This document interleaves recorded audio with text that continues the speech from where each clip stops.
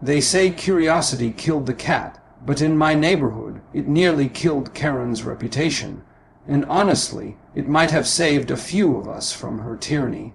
Imagine waking up before sunrise, peeking out your window like some amateur detective, and catching your HOA president in a lavender bathrobe, stealing letters straight out of your mailbox with the audacity of someone who thinks they're untouchable. That's the exact nightmare I found myself in, and it spiraled into a full-blown federal sting operation that left her in handcuffs, her pearl earrings swinging in defeat. Before we dive in, drop a comment below letting me know which country you're watching from. Let's see how far this wild tale travels around the globe. It all started innocently enough, or so I thought, about 3 months ago in our quiet suburban cul-de-sac. I'd been noticing these strange gaps in my mail for weeks, utility bills arriving late with penalty fees tacked on, a birthday card from my sister vanishing into thin air, even an important IRS form that the agency swore they'd delivered but I never laid eyes on. At first I chalked it up to bad luck, maybe a sloppy postal carrier on the route, or even those pesky porch pirates everyone warns about. But the pattern was too sharp, too consistent, like someone was cherry, picking specific items. It wasn't random, it felt targeted, and as the president of our HOA, Karen had always been a bit of a control freak, handing out violation slips for overgrown lawns or unpainted fences like they were Halloween candy. She'd even fined me once for leaving my trash bins out an hour too long. Could she be involved? The thought nagged at me, but I needed proof. So, one crisp autumn morning at 5:30 a.m., I brewed a strong mug of coffee, pulled up a chair by the window with the curtains cracked just enough to see without being seen, and waited like a hunter in a blind. The neighborhood was still asleep, the streetlights flickering off as dawn crept in. Sure enough, just as the sun was breaking the horizon, I spotted a shadow moving down my driveway. At first, I thought it might be a random thief or even a raccoon rummaging around, but then the figure came into focus. It was Karen, my HOA president, in her signature lavender bathrobe, tied loosely around her waist, fuzzy slippers scraping softly against the concrete. She strutted right up to my mailbox like she owned the entire block, which in her mind she probably did, yanked it open, and flipped through my mail with practiced ease, pocketing a couple of envelopes before closing it with a soft click. I nearly spit out my coffee in shock. Karen, the same woman who preached about neighborhood integrity at every meeting and organized those insufferable block parties, was stealing my mail. It was surreal, like catching the school principal shoplifting. My blood boiled. I wanted to storm outside, bang on her door, and demand answers right then and there, but I held back. If she was bold enough to do it once, and in broad daylight, no less, she'd probably done it before and would do it again. And if she'd targeted me, who knew how many other neighbors she'd victimized? Maybe the Johnsons down the street, who always complained about missing packages, or old Mr. Ramirez, who'd been fighting her over his garden gnome. This wasn't just about me. It could be a neighborhood-wide scheme. I decided to play it smart and gather more evidence. The next day, during our monthly HOA meeting in the community center, I casually brought up the missing mail issue, framing it as a general concern to see her reaction. Karen smiled that saccharine smile of hers, tilting her head just enough to make her pearl earrings swing like pendulums. "Oh, you know how unreliable the post office can be these days," she said with a light laugh, dismissing my concerns in front of the whole group, as if I were overreacting. But something in her tone, the way her eyes lingered on me a second too long, told me she wasn't laughing at the post office. She was laughing at me, like she knew exactly what was happening and dared me to prove it. That sealed it. This wasn't just a neighborly squabble anymore. Tampering with mail is a serious federal crime under 18 U.S.C. 1708, carrying hefty fines and up to 5 years in prison. If Karen thought she could keep treating the neighborhood like her personal kingdom, enforcing petty rules while breaking real laws, she was about to get a crash course in federal law enforcement. Once I realized the gravity of what Karen was doing, I knew confronting her head on would only lead to a screaming match, more HOA violations slapped on my door, and her denying everything with that fake innocence. What I needed was ironclad proof, the kind she couldn't wriggle out of with her HOA bylaws or neighborhood gossip. So I did some quick research online and called the United States Postal Inspection Service, the USPS.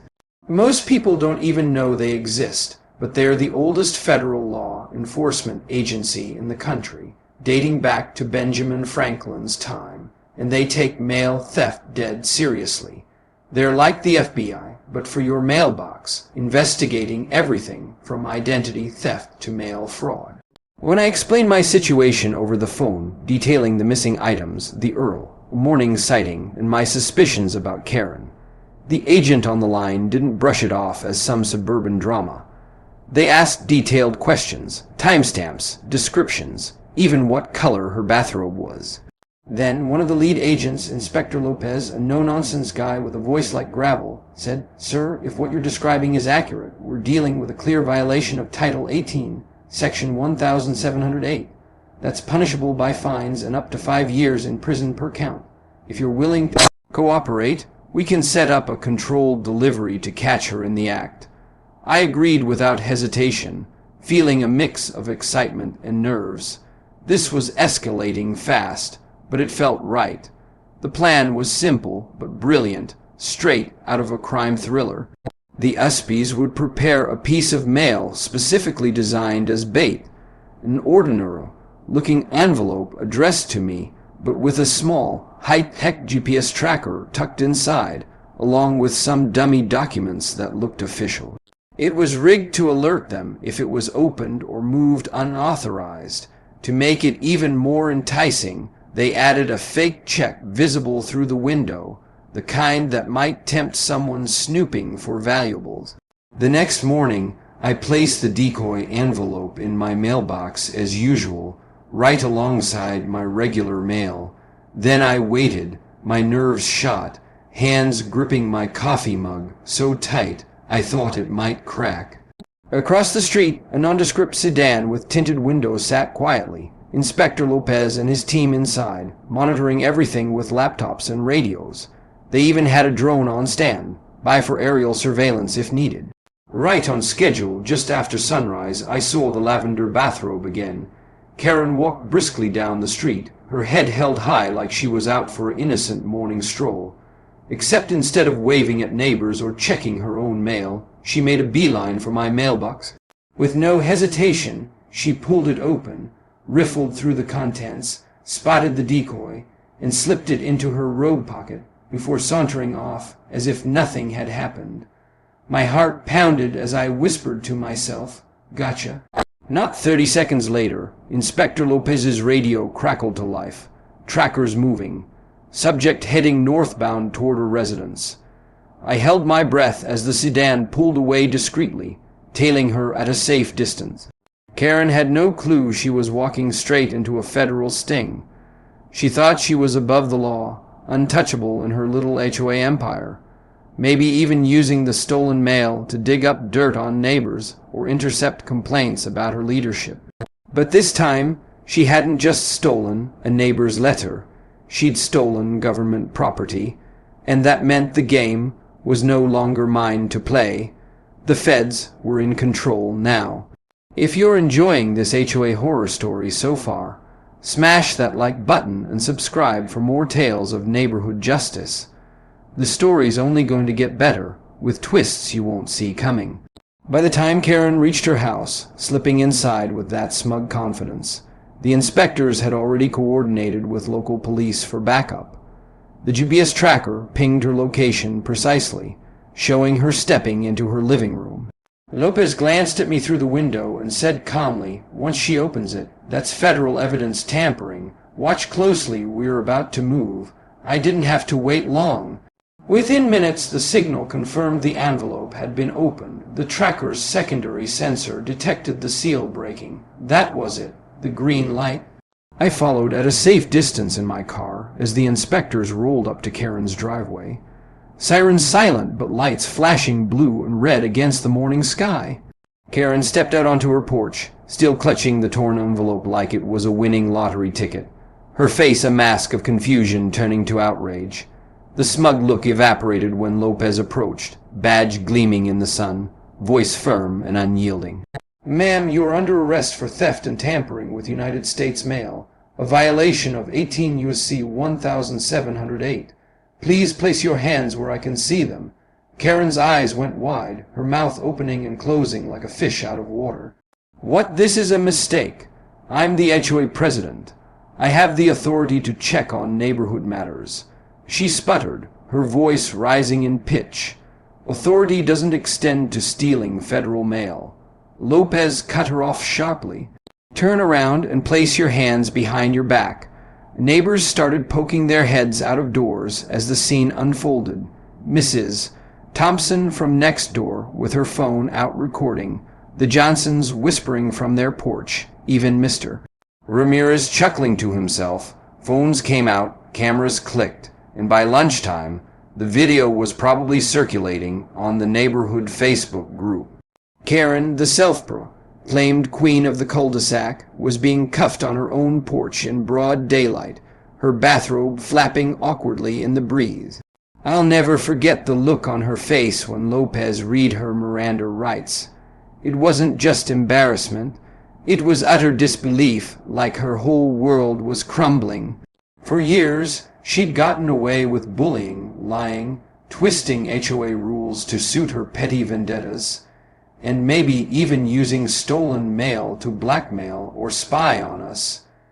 But this wasn't an HOA matter anymore. This was federal territory. The police transported her away in a squad car, while Lopez assured me the charges would stick tight. They had video from hidden cameras, the GPS data, and even fingerprints on the envelope, and he was right. Within weeks, Karen was indicted on multiple counts of mail theft. Not just mine, but from several other neighbors who'd come forward once the news broke. The investigation uncovered a stash of intercepted letters in her home office, including complaints about her HOA leadership that she'd buried to stay in power. The HOA board, desperate to distance themselves from the scandal, voted her out unanimously in an emergency meeting, appointing a new president who promised transparency and no more bathrobe patrols. Suddenly, the woman who once strutted down the street like she owned it all became a cautionary tale whispered over backyard fences. Some neighbors laughed about it at barbecues, others shook their heads in relief, but one thing was certain, nobody feared her anymore. The atmosphere in the neighborhood lightened, fewer violation slips, more actual community events. As for me, I didn't even care about the stolen letters anymore. I'd gotten replacements for everything. What I cared about was that justice, real justice, had finally arrived. Because when you mess with someone's mailbox, you're not just playing HOA games. You're messing with the federal government, and they don't play around. In the months that followed, Karen's trial became local news fodder. She tried to play the victim card, claiming it was all a misunderstanding and that she was monitoring mail for security reasons. But the evidence was overwhelming. She ended up pleading guilty to avoid a longer sentence, getting 2 years probation, community service ironically, cleaning up neighborhood parks, and a ban from ever holding an HOA position again. Last I heard, she sold her house and moved to a condo across town, far from our cul-de-sac. Curiosity might have nearly killed her reputation, but in the end it freed the rest of us. If you've got your own HOA nightmare stories, share them in the comments. I'd love to hear how you handled your own Karens.